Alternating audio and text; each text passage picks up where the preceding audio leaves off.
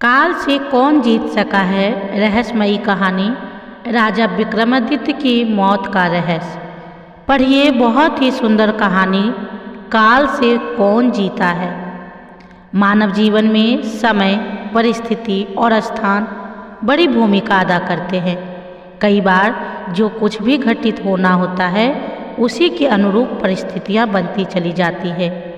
कलयुग में एक ही चक्रवर्ती सम्राट हुए हैं और वो थे सम्राट विक्रमादित्य, जिनके नाम पर भारतवर्ष में विक्रम संवत की शुरुआत हुई। विक्रमादित्य एक बहुत ही पराक्रम, विद्वान, कुशल, प्रजापालक, धर्मज्ञ और परोपकारी राजा थे। राजा विक्रमादित्य अपनी प्रजा को पुत्रवत प्यार करते थे तथा रात्रि में वेश बदलकर अपनी प्रजा के हालात और कुशल क्षेम जानने के लिए नगर भ्रमण हेतु निकल जाया करते थे।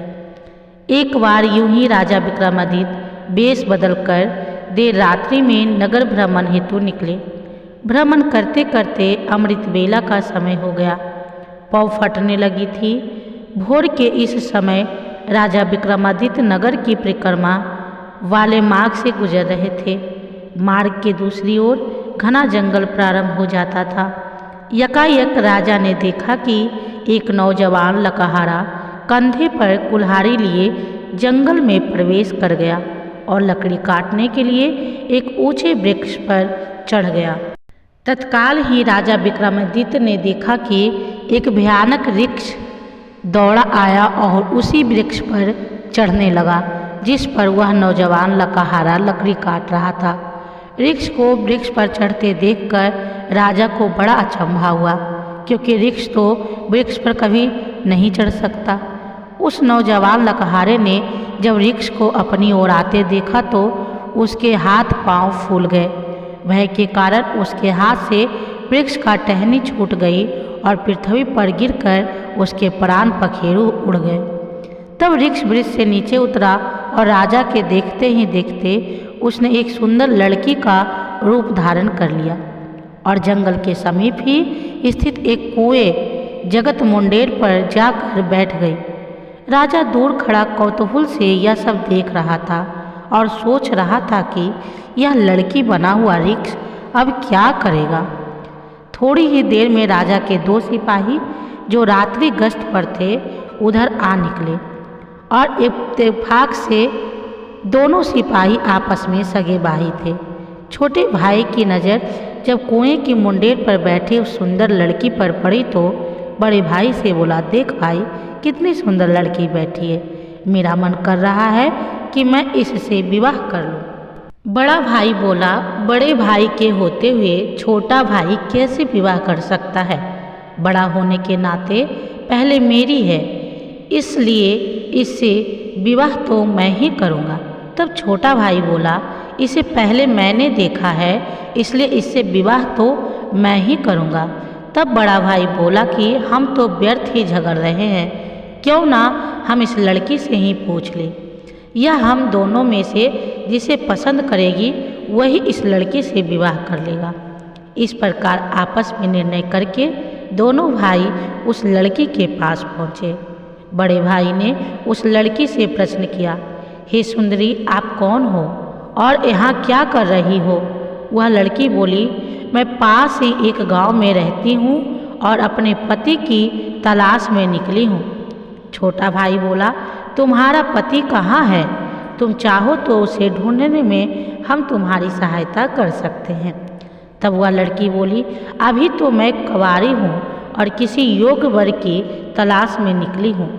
तब छोटा भाई बोला, हम दोनों भाई भी अभी कुंवारे हैं, यदि तुम चाहो तो हम में से किसी एक से विवाह कर सकती हो।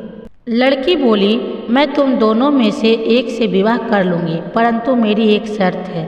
दोनों भाई बोले, क्या शर्त है तुम्हारी? लड़की बोली, तुम दोनों में से जो भी अधिक बहादुर होगा मैं उसी से विवाह करूँगी। इतना सुनते ही दोनों भाई स्वयं को एक दूसरे से श्रेष्ठ सिद्ध करने की इच्छा रखते हुए आपस में युद्ध करने लगे।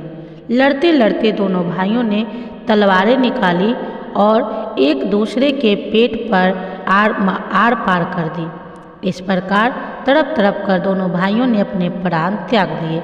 तब वह लड़की जोर से हंसी और उठकर एक दिशा की ओर चल पड़ी।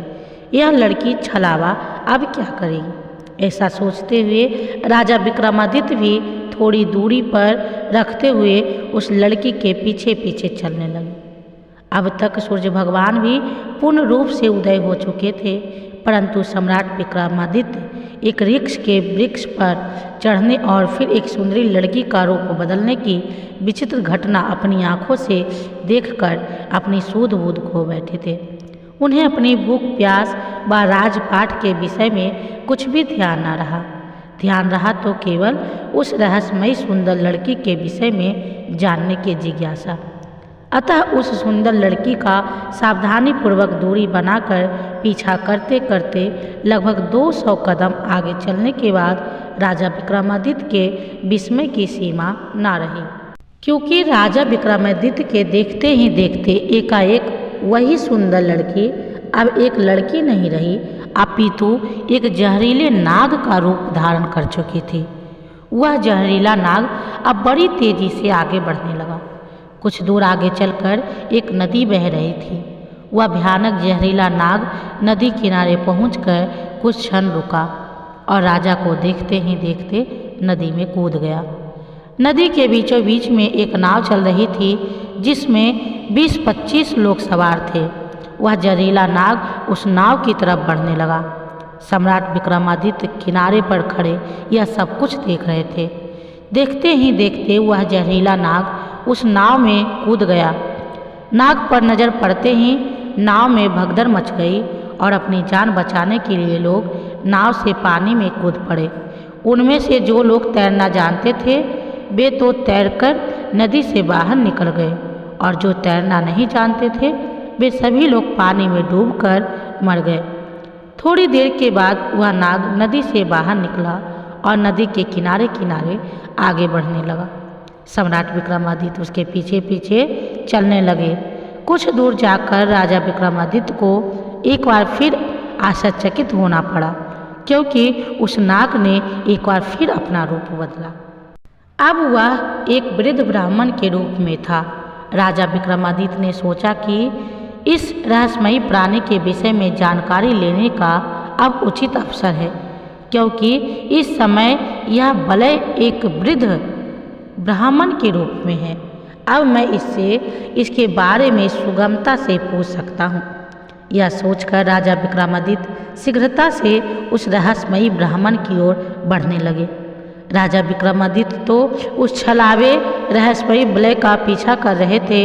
अब राजा विक्रमादित्य तेज तेज कदमों से चलते चलते उस वृद्ध ब्राह्मण के सम्मुख पहुँच गए और उसे हाथ जोड़कर प्रणाम किया।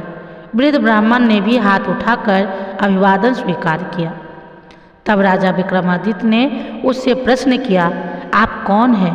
वह बोला, तुम्हें दिखाई नहीं देता? ब्राह्मण हूँ। राजा बोला, आप असत्य बोल रहे हो, आप ब्राह्मण तो नहीं हो। वह बोला, तो फिर तुम ही बता दो मैं कौन हूँ। राजा बोला, तुम वो नहीं जो नजर आ रहे हो। वह बोला, मैं जो कुछ भी हूँ, तुम्हें इससे क्या लेना देना? तुम अपने काम से काम रखो और अपना रास्ता नापो। राजा बोला, मैं सच्चाई जाने बिना आपका पीछा नहीं छोड़ूंगा, आपको सच्चाई बतानी ही पड़ेगी। वह बोला, मैंने तुम्हें बताया तो है कि मैं एक ब्राह्मण हूँ। राजा बोला, आप मुझसे झूठ नहीं बोल सकते। मैं आपका तब से पीछा कर रहा हूँ जब आप वृक्ष बने हुए थे। उस समय आपने उस नौजवान लकहारे को मारा, फिर आप एक सुंदर लड़की बने और उन दोनों सिपाही भाइयों को एक दूसरे के हाथों मरवा दिया। फिर आपने एक जहरीले नाग का रूप धारण करके नदी में छलांग लगा दी और नदी पार कर रही नाव में घुस गए और तुम्हारी दहशत के कारण नाव में सवार यात्रियों में भगदड़ मच गई। नाव पलट गई और आधे यात्री नदी में डूबकर मर गए।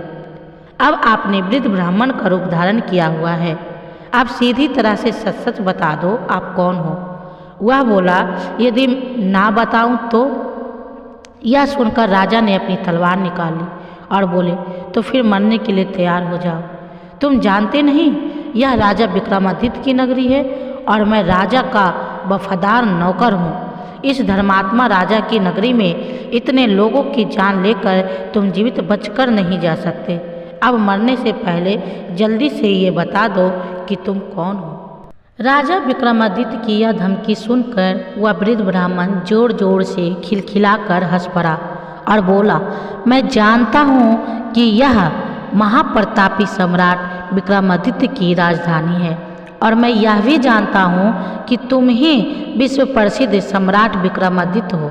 फिर भी एक बात जान लो कि तुम मुझे नहीं मार सकते, बल्कि एक दिन ऐसा आएगा कि मैं ही तुम्हें मरने के लिए विवश कर दूंगा। उसके यह बोलकर सुनकर राजा विक्रमादित्य सोचने लगे कि जिसने इस वेश में भी मुझे पहचान लिया वह कोई छोटी मोटी हस्ती तो हो नहीं सकती। तो राजा थोड़े विनम्र होकर बोले, अब आपने मुझे पहचान ही लिया है तो कृपया आप बताएं कि आप वास्तव में कौन हो। तब वह ब्राह्मण बोला, किसी ने सत्य ही कहा है कि संसार में 4 प्रकार के हठ प्रसिद्ध है, राजहठ, बालहठ, त्रियाहठ और योगहठ। तुम राजा हो, राजहठ पर अड़े हो। बिना मेरी सच्चाई जाने तुम मानोगे नहीं, इसलिए मुझे बताना ही पड़ेगा कि मैं कौन हूँ। अतः राजन, अब ध्यान लगाकर सुनो कि मैं कौन हूँ और तुम्हारी राजधानी में क्यों आया हूँ। तब उस वृद्ध ब्राह्मण ने बताना शुरू किया, हे राजन, मैं तुम्हें बताता हूँ कि मैं कौन हूँ। जो भी मैं बताऊंगा एक एक शब्द ध्यान लगाकर सुनना। मेरा नाम काल है। तुम जानते हो कि इस संसार में जितने भी प्राणी जन्म लेते हैं उनकी मृत्यु निश्चित है, इसलिए इस भूमि को मृत्युलोक भी कहा जाता है।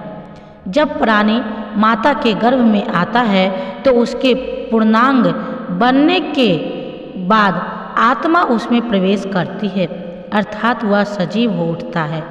उसी समय उसकी मृत्यु का समय, स्थान और परिस्थिति अर्थात मृत्यु किस प्रकार से होगी यह भी विधाता की ओर से निश्चित कर दिया जाता है। राजन, तुम यह भी जानते हो कि दुनिया के हर प्राणी के जन्म मरण का लेखा जोखा चित्रगुप्त के पास है। जब भी किसी प्राणी की मृत्यु का समय आ जाता है तो वह धर्मराज को सूचित करते हैं।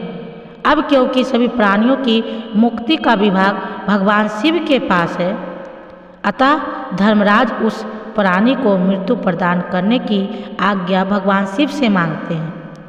जब भगवान शिव आज्ञा दे देते हैं तो धर्मराज मुझे अर्थात काल को आज्ञा देते हैं।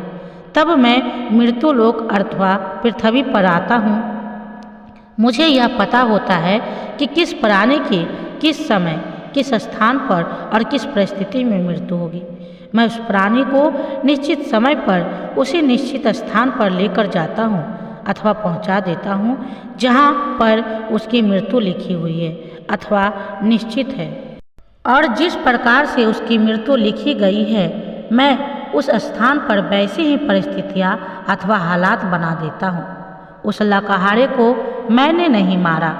राजा विक्रमादित्य बोले, तुम फिर झूठ बोल रहे हो। मैंने स्वयं अपनी आंखों से देखा कि उस लकहारे की मृत्यु का कारण तुम ही थे। वृद्ध ब्राह्मण बोला, बेशक कारण मैं बना था, लेकिन संसारिक लोग तो यही समझते हैं कि लकहारे की मृत्यु वृक्ष से गिरकर वृक्ष का टहनी टूटने के कारण हुई और फिर मुझे तो मृत्युदेव धर्मराज के आदेश का पालन करना ही पड़ता है। उसकी मृत्यु वृक्ष पर से गिरने के कारण लिखी गई थी, इसलिए मैंने वृक्ष बनकर वैसी ही परिस्थितियाँ व हालात पैदा कर दी। नहीं तो जरा सोचो, यदि असली वृक्ष होता तो क्या कभी पेड़ पर चढ़ पाता? कदापि नहीं। परंतु वह तो मैं था और मेरे लिए कुछ भी असंभव नहीं है। अगर उन सिपाही भाइयों की बात करें तो उनको भी मैंने नहीं मारा।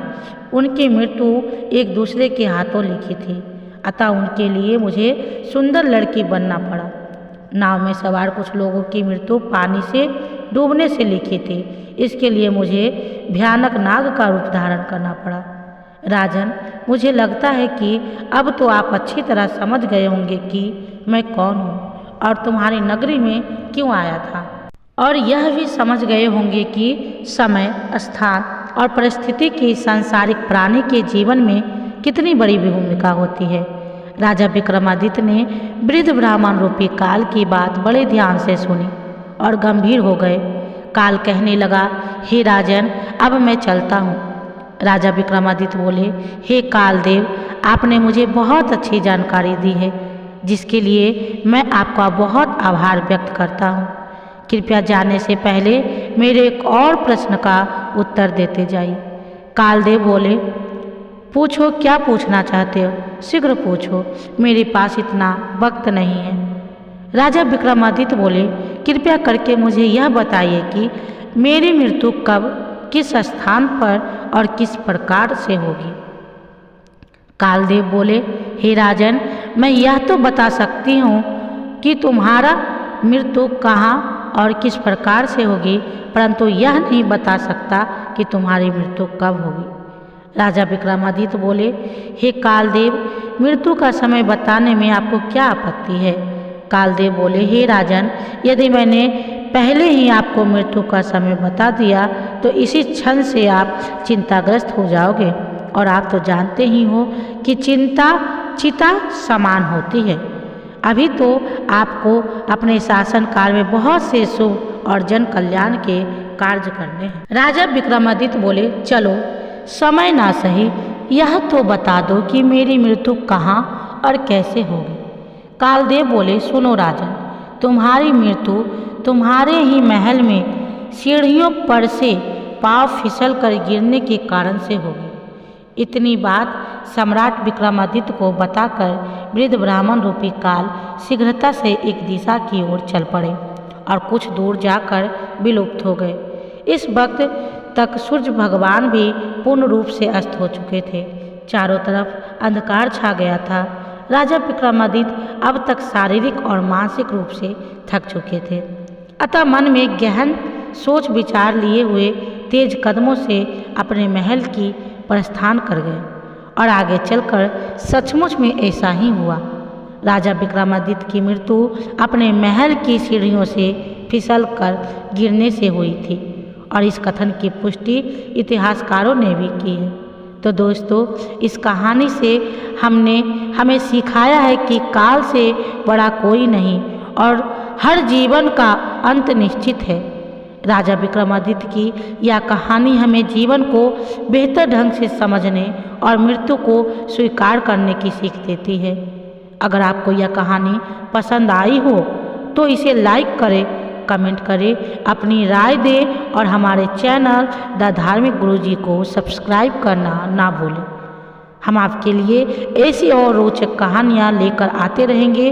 धन्यवाद। मिलते हैं अगले वीडियो में।